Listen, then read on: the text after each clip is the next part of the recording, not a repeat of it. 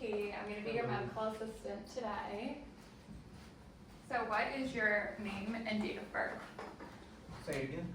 What is your name and date of birth? Josh Lopez.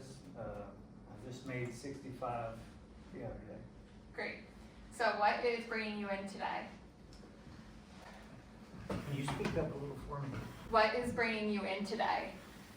Well, honestly, I mean, I'm only here because my wife and my daughter, both of them seem to think I got a problem. Mm-hmm. I'm not trying to be defensive, but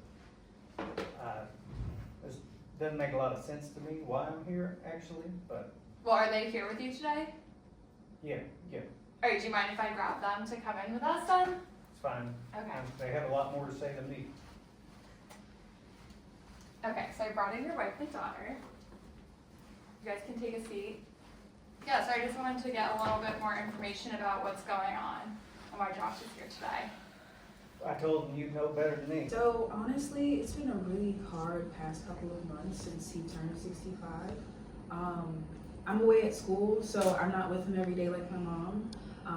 But when we do have our calls, it's really hard for us to communicate. Dad, can you hear me? Yeah. I'm sorry, let me project a little louder. So essentially when he calls me, he's yelling through the phone a lot of the times, and I've realized we normally talk every week, but now it's been every other week, maybe once every few weeks, because I guess he's feeling, he hates having to basically not hear me on the phone. So he hasn't really been coming to family gatherings as well because it's so loud. It's a lot of noise. Yeah. A lot of people, a lot of noise is hard. When did you first start having symptoms of this? It's probably been a few months, if not longer. I mean, Yeah. I feel like every day the TV gets louder. Okay, and Josh, do you have any ringing in your ears or dizziness or any ear pain? Ringing? Yes, ringing in your ears. I don't know more. You have ringing in your ears, right? No. Oh, well. I guess I have a little bit, especially at night. Oh. Just, it's slight. I don't know if it's, significant. Tell them about the pain too. What pain? Sometimes you're like holding your ears like this and you say it hurts a little and you ask for an extra Tylenol. Yeah. I primarily take my Tylenol. I don't know if I told you, but that's for the herniation. L5S1, but yeah, she says it helps with my ears. So. Okay. And what do you do for work? Well, I'm retired now, but I worked at Mobile Refinery 32 years off suit. Up and down the coker, up and down, 4,272 people, all under me. Wow. So, but yeah, it's a refinery. You familiar with oil refining?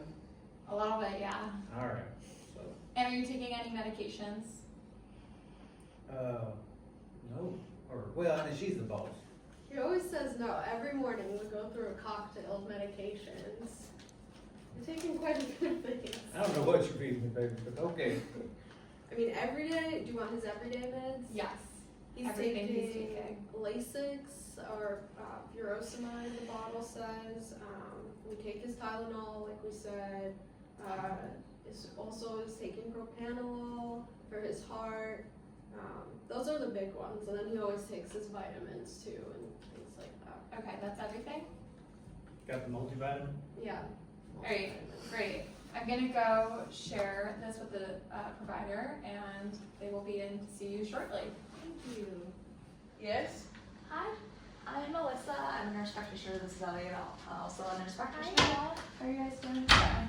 We're doing okay. So I heard you're having trouble hearing. Is that correct? You're having a hard time hearing. Yeah, I guess. Your symptoms are very much consistent with presbycusis, which is very common with age-related hearing loss. We'll do a quick hearing screen today and may refer you for a full audiology evaluation. Dad, did you hear that? Yeah, she's gonna check my hearing. Okay, I'm gonna go ahead and get started with our hearing test using my tuning fork, all right? Looks like a can opener. All right, here we go. Ding.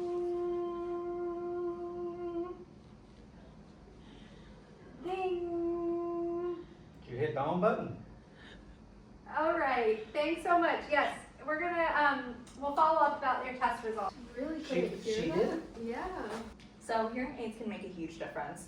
We'll talk about keeping the volume safe, a safe level, and checking them regularly.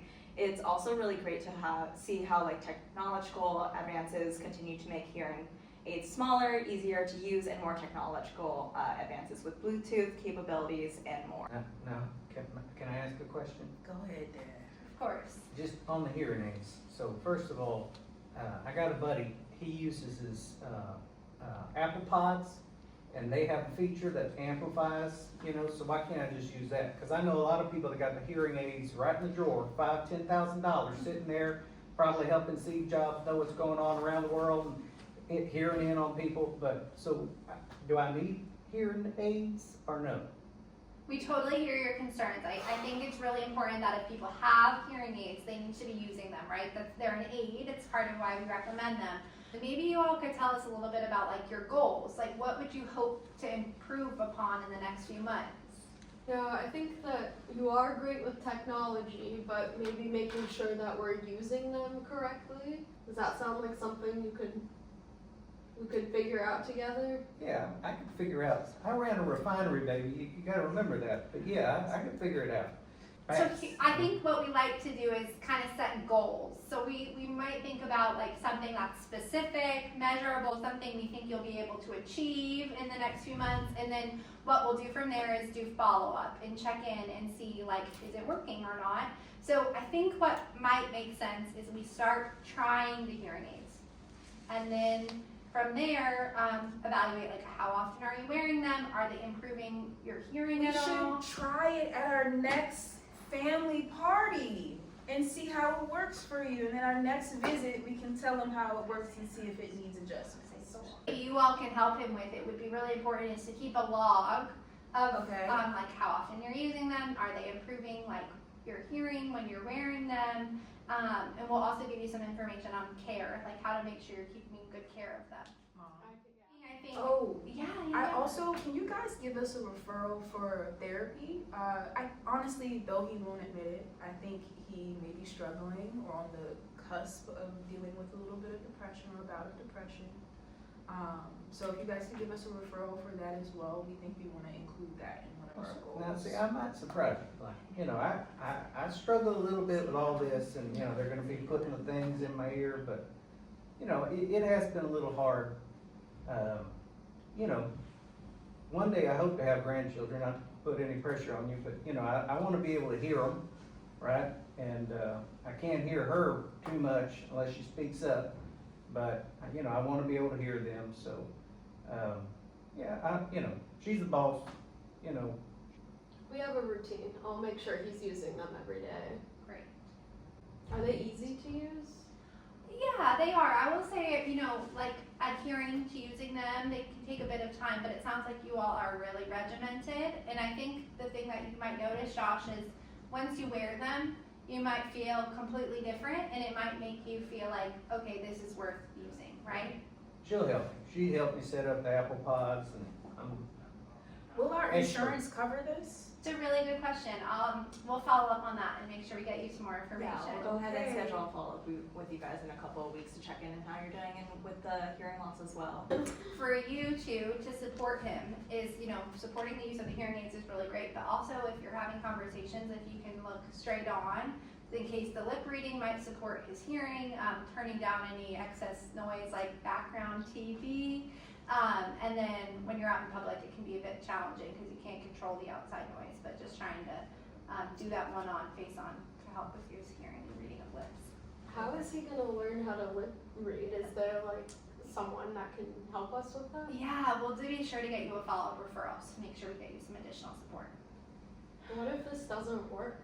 That's part of our evaluation plan, and we'll hopefully stay in touch. But there is another option, depending on if people are open to it, to do cochlear implants. If we get to the point where it feels like the oh hearing my is. goodness. I know, we can talk about that maybe in a follow-up appointment if it's needed. If it's needed. Okay, you see, I could read your lips when you were saying that, right? Yeah, I noticed. All right. That's important.